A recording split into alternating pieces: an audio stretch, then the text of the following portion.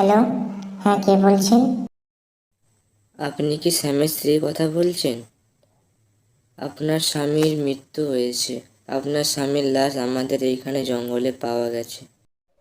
না, না, এটা হতে পারে না।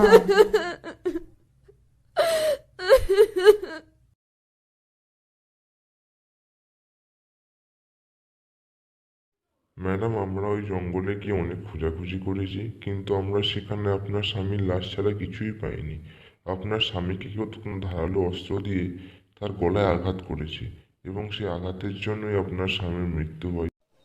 আপনারা পাননি মানে? আপনারা ভালো করে খুঁজুন। আমি জানি না, আপনার যদি কারো কিছু হতো, আপনাও কি এইভাবে হাল ছেড়ে দিতেন? আপনিই বলুন। আমার স্বামী মারা গেছে, আপনারা চেষ্টা করে দেখুন, ঠিক খুঁজে পাবেন কিছু না কিছু। সরি ম্যাডাম, আমরা অনেক কিছু খুঁজে দেখেছি, কিন্তু আমরা কিছু পাইনি। এবার এর থেকে বেশি কিছু আমরা করতে পারবো না। আচ্ছা ম্যাম, তাহলে আমি আসছি, ঠিক আছে? এই বলে পুলিশ অফিসারটি সেইখান থেকে চলে গেল।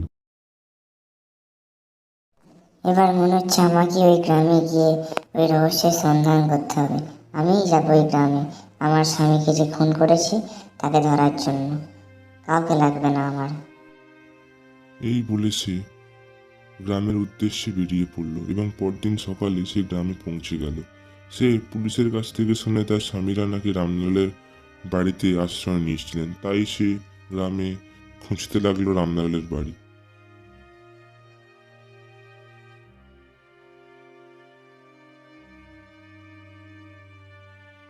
খোঁজাখুঁজির পর সে খুঁজে পায় রামলালের বাড়ি, এবং সে তার বাড়িতে পৌঁছায়। আপনি কে মেম সাহেব? আপনাকে তো আমি চিনলাম না ঠিক। আমার স্বামী এখানে মাটি পরীক্ষা করতে এসেছিল এবং আপনার বাড়িতে আশ্রয় নেই। আর আমার কাছে ফোন যায় তিনি নাকি মারা গেছেন। আমি সেই সন্ধান করতে এসেছি। না মেম সাহেব, না, ভুল করে ওই জঙ্গলে যাবেন না। আমি বারণ করেছিলাম সাহেবদেরকে, কিন্তু ওরা আমার কথা শুনেননি। আপনি দয়া করে যাবেন না। আচ্ছা, আমি সন্ধ্যার সময় জঙ্গলে যাব না, কিন্তু আমি কি থাকতে পারি আপনার বাড়িতে কিছুদিন?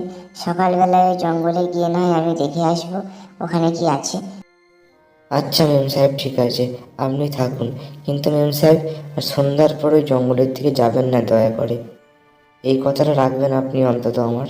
আচ্ছা মেম সাহেব, এবার তাহলে আপনি শুয়ে পড়ুন, আমি আসি, হ্যাঁ? এই বলে রামলাল এবার চুপ হয়ে গেল, আর কিছু বলল না।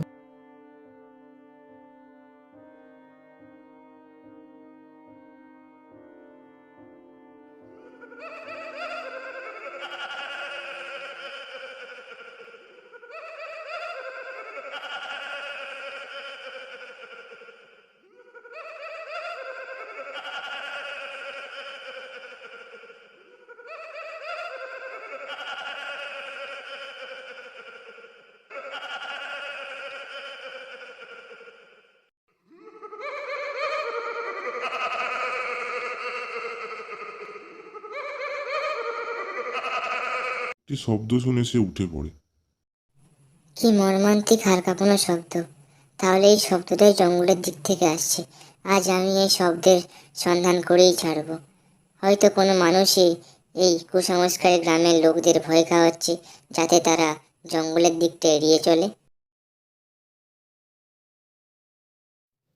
এই বলে সে রাতের বেলা ওই জঙ্গলের দিকে হাঁটতে লাগলো সেই শব্দের সন্ধান করার জন্য।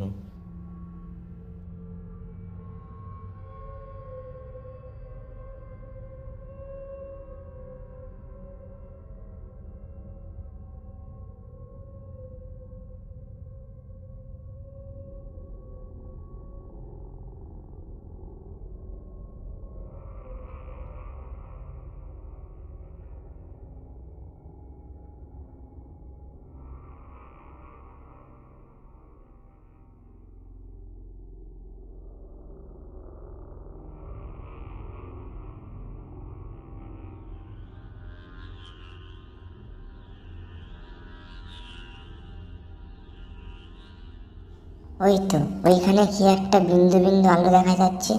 মনে হচ্ছে ওইখানেই কিছু আছে। এইবার সে সেই বিন্দু বিন্দু আলোটি অনুসরণ করে জঙ্গলের দিকে যেতে লাগলো। সেই রহস্যের সন্ধানে। জঙ্গলের মধ্যে পৌঁছে সে কিছু ভয়ানক শব্দ শুনতে পায়।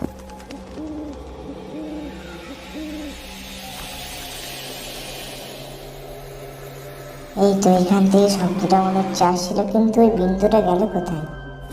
মনে হচ্ছে কেউ হাসছে, কি একটা শব্দ শোনা যাচ্ছে।